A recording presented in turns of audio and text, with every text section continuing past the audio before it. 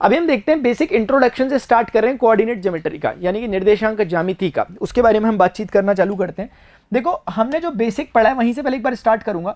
हमें क्या पता है कि इस तरीके की हमें एक्स एक्सिस कहते हैं इस चीज को, और इधर पे हम कहते हैं कि वाई एक्सिस है। दो तरह के कोऑर्डिनेट एक्सिस कहा जाता है। यहीं से कुछ छोटी मोटी बातें आपसे डिस्कस करता हूं। हम इसे ऐसे कहते हैं एक्स एक्सिस, हम ऐसा कहते हैं वाई एक्सिस।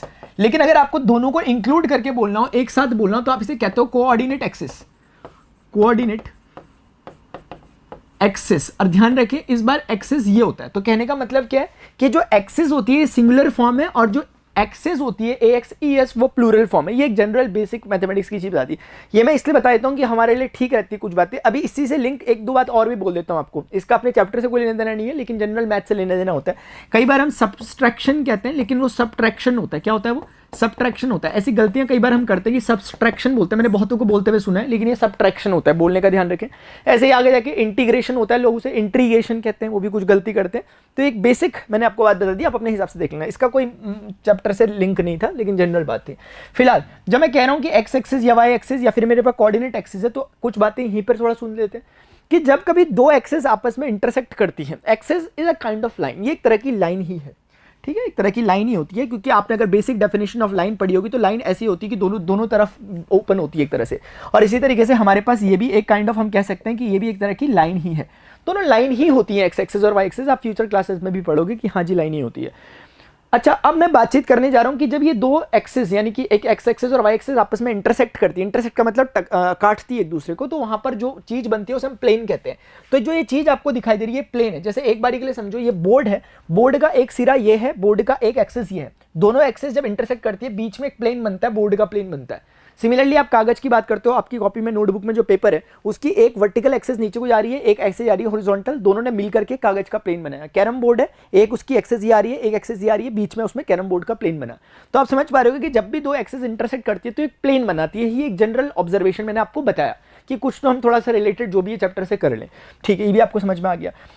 तो अभी हमें क्या करना है, जैसे हमने जो बेसिक चीजें पढ़ी हैं, हमने पढ़ा कि कुछ चीजें होती है ऑर्डिनेट एब्सिसा जैसी कुछ चीजें होती है, कोऑर्डिनेट्स कुछ चीजें होती है। जैसे एक बारी के लिए अगर हम कहें यहाँ पर कि ये मेरे पास एक पॉइंट P है, इस पॉइंट P का कोऑर्डिनेट एक बारी के लिए मैं कहता हूँ कि x, y है। इसका मीनिंग ये होता है, कि अगर आप पॉइंट P से डायरेक्टली एक परपेंडिकुलर ड्रॉप करते हो x एक्सिस पे, जैसे मैं यहाँ पर आपको ड्रॉप करके दिखाता हूँ।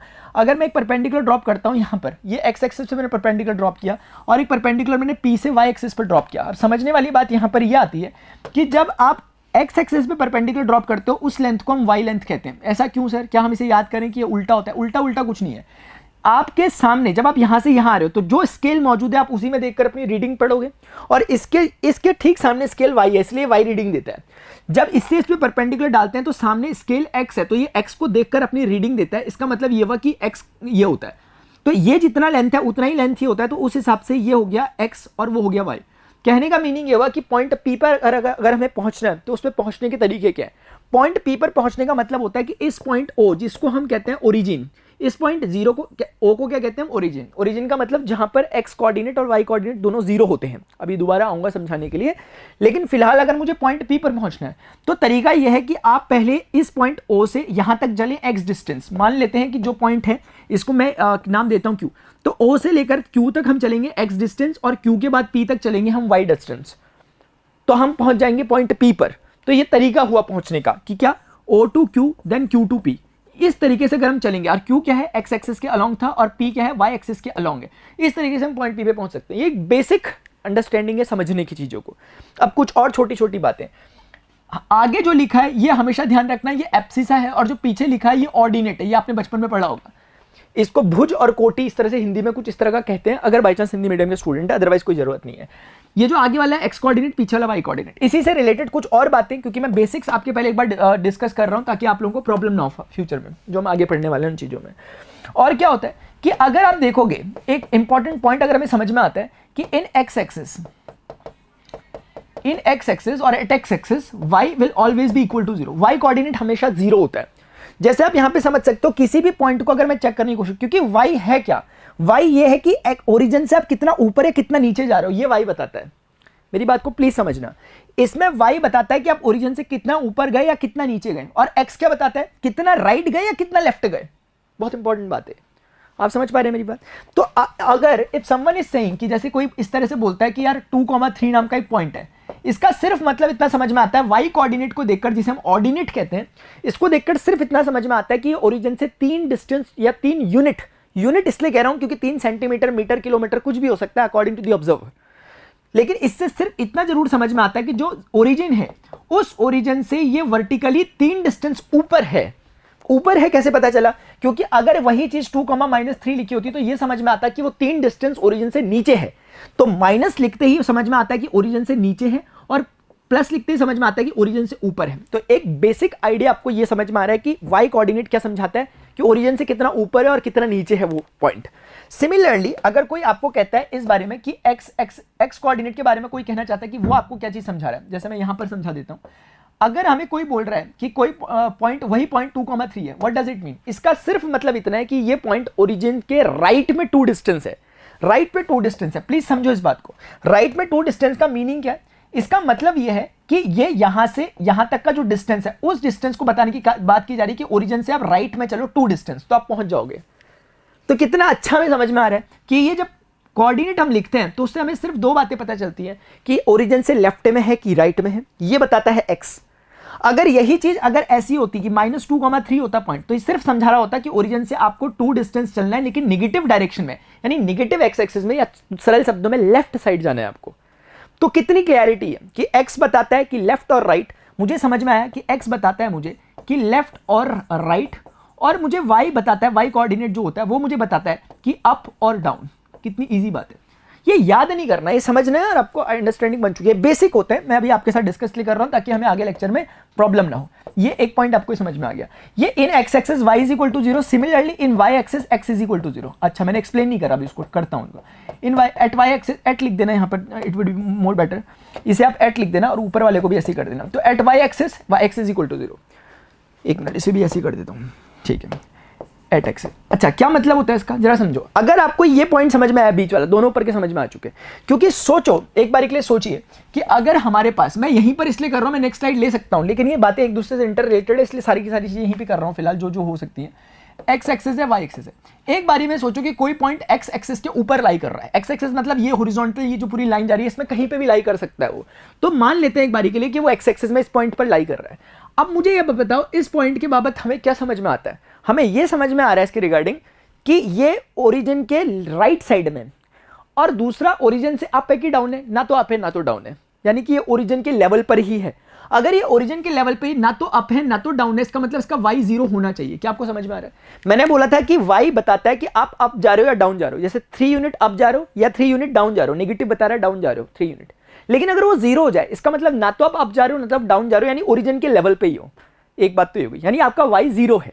और x कुछ ना कुछ होगा। x के रिगार्डिंग में मैं एक इंपॉर्टेंट बात बोल सकते हैं कि x कुछ ना कुछ होगा। क्यों? क्योंकि हम ओरिजिन पे नहीं बैठे, हम ओरिजिन से लेफ्ट या राइट कहीं तो जा रहे हैं, और इस केस में राइट जा रहे हैं। और अगर राइट जा रहे हैं तो वो पॉजिटिव होना चाहिए। तो मुझे इतनी श्योरिटी कि यहाँ एक नंबर होगा, डिजिट होगा, कुछ भी होगा, लेकिन वो पॉजिटिव होगा, ये भी मुझे श्योरिटी है।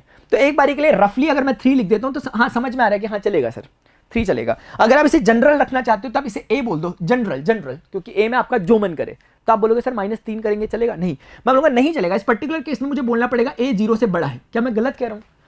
क्या मैं अपनी बातों को ही यहां पे कंक्लूड नहीं कर रहा हूं? कर रहा हूं सर। तो आपको कितनी क्लैरिटी आ रही है कि अब इसको देखकर क्या समझ में आ रहा है? जब भी आप इस एक्स एक्सिस में कहीं भी मूव करोगे, जब भी आप इस एक्सिस में कहीं भी मूव करोगे, हमेशा y 0 रहेगा नहीं रहेगा? रहेगा। क्यों रहेगा ये बताओ? इसलिए रहेगा क्योंकि ना तो हम ओरिजिन से अप जा रहे हैं ना तो हम ओरिजिन से डाउन जा रहे हैं, हम ओरिजिन के लेवल में ही रह रहे हैं, इसलिए y 0 है हमेशा।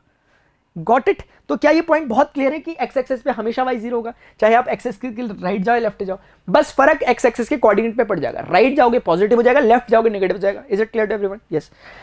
सिमिलरली अगर हम सेकंड चीज समझने की कोशिश करें इसी में, आप मुझे बताओ अगर मैं y एक्सिस में कोई पॉइंट अज्यूम कर रहा हूं, लेट अस से this point will be q point है। इस q पॉइंट के रिगार्डिंग क्या मैं कह सकता हूं कि ये ना तो ओरिजिन के राइट में है ना तो ओरिजिन के लेफ्ट में है? आप समझो, ओरिजिन के ना तो हम राइट जा रहे हैं ना तो हम ओरिजिन के लेफ्ट जा रहे हैं। तो इसका मीनिंग क्या हुआ? क्या मैं कह सकता हूं कि इसका x कोऑर्डिनेट 0 होना चाहिए? क्यों? क्योंकि x कोऑर्डिनेट ये समझाता है कि आप ओरिजिन के राइट गए लेफ्ट गए। 2 लिखा है तो 2 यूनिट आप राइट गए हो, -2 लिखा है तो -2 मतलब 2 यूनिट आप लेफ्ट गए हो। जब -2 लिखा है दैट मींस कि 2 यूनिट लेफ्ट गए हो। लेकिन यहाँ पे अगर जीरो लिख रहा है तो वो यही समझाने की कोशिश कर रहा है ना तो आप ओरिजिन के लेफ्ट गए ना तो ओरिजिन के राइट गए। तो ये बात, और अब मैं वर्टिकली ऊपर की तरफ जा रहा हूं, तो ऊपर की तरफ जा रहा हूं तो y की कुछ तो वैल्यू होनी चाहिए और वो पॉजिटिव होनी चाहिए। तो मैं एक बार के लिए अगर इसे b लिख देता हूं एक बार के लिए, तो मुझे समझा देना चाहिए तुरंत से कि b इज ग्रेटर देन 0। शायद आप समझ रहे होंगे, ये कोई बातें आपको किताब में लिखी भी नहीं मिलेंगी, मैं भी प्लान करके नहीं आया, अभी अचानक से हो गई। मैं फर्स्ट टाइम ही इस तरह से पढ़ा रहा हूँ चीज को, वरना मैं करता भी नहीं था, सीधे पढ़ता था। आप पता नहीं क्यों ऐसा आ जाता है, अकॉर्डिंग टू आपकी शक्ल देख के लग जाता है कैसा पढ़ाना है। तो समझ में आ रही है आपको बात? तो इतनी क्लैरिटी है। तो अब से कभी भी कोई इस बात को समझ लेगा हमेशा कि हमेशा वाई एक्सिस पे, आप चाहे वाई एक्सिस में ऊपर जाओ नीचे जाओ, जब भी आप जाओगे आपका एक्स हमेशा 0 रहेगा, क्योंकि एक्स बताते हैं आप लेफ्ट गए राइट गए। इस एक्सिस में जब भी आप चलोगे वाई वाली में, आप ना तो लेफ्ट जा रहे होगे ना तो राइट, इसका मतलब एक्स कोऑर्डिनेट हमेशा 0 रहेगा। ये बात आपको समझ। अच्छा, अगर सोचोगे कोई इस पॉइंट पे आ गया, अब वो ना तो ऊपर जा रहा है ना तो नीचे जा रहा है, ना तो दाएं जा रहा है ना तो बाएं जा रहा है। इसका मतलब क्या समझ में आ रहा है कि क्यों इसका कोऑर्डिनेट 0 0 है? क्योंकि 0 बता रहा है ना तो ये इस ओ पॉइंट के लेफ्ट गया ना तो राइट गया, ये वाला बता रहा है ना तो ये इसके अप गया ना तो डाउन गया, ये बता रहा है ना नीदर अप नॉर डाउन, ये दोनों नहीं है, ये बता रहा है neither right neither left nor right, ये बता रहा है। तो जब ना तो आगे राइट जाए ना लेफ्ट जाए ना ऊपर जाए ना नीचे जाए, तो फिर उसको वहीं का वहीं बैठे रहना पड़ेगा, इसलिए ओरिजिन का कोऑर्डिनेट 0 0 हो रहा है। इसको आप दूसरे सेंस में भी समझ सकते हो कि ये जो ओरिजिन आपको दिखाई दे रहा है, ये जो पॉइंट आपको दिखाई दे रहा है, ये कौन सी एक्सिस में, एक्स एक्सिस में है कि वाई में? सर मैं बोलूंगा कि ये पॉइंट जो आपको है, क्या ये एक्स एक्सिस में आपको दिखाई दे रहा है? आप बोलेंगे यस। अगर ये एक्स एक्सिस में दिखाई दे रहा है, क्या इसका वाई कोऑर्डिनेट 0 होना चाहिए? है। क्या ये पॉइंट आपको वाई एक्सिस में दिखाई दे रहा है? दिख रहा है। अगर ये वाई एक्सिस में, तो क्या इसका एक्स कोऑर्डिनेट 0 होना चाहिए? है। तो इस कारण से दोनों ही कोऑर्डिनेट 0 0 हो रहे हैं। तो बहुत क्लैरिटी है, सुपर क्लैरिटी है। आई गेस जो रिलेटेड बातें हो सकती हैं इस पर्टिकुलर बेसिक्स है, वो मैंने आपके साथ प्रॉपर्ली बहुत अच्छे से डिस्कस कर लिया। यही इसका बेसिक है। अब हम आगे बढ़ रहे हैं जो हमें पढ़ना है इस क्लास में, ठीक है। डिस्टेंस फॉर्मूला, मजा नहीं आ गया तो नाम बदल देना। ये जो चीजें मैं पढ़ा रहा हूँ आपको, क्योंकि ये था बेसिक, कि आप ऐसा ना कह सको कि सर मैंने 7th 8th 9th वगैरह में नहीं पढ़ा, कुछ भी नहीं पढ़ा, तो लो भाई अब पढ़ लो, 10-15 मिनट जितने भी लगे होंगे।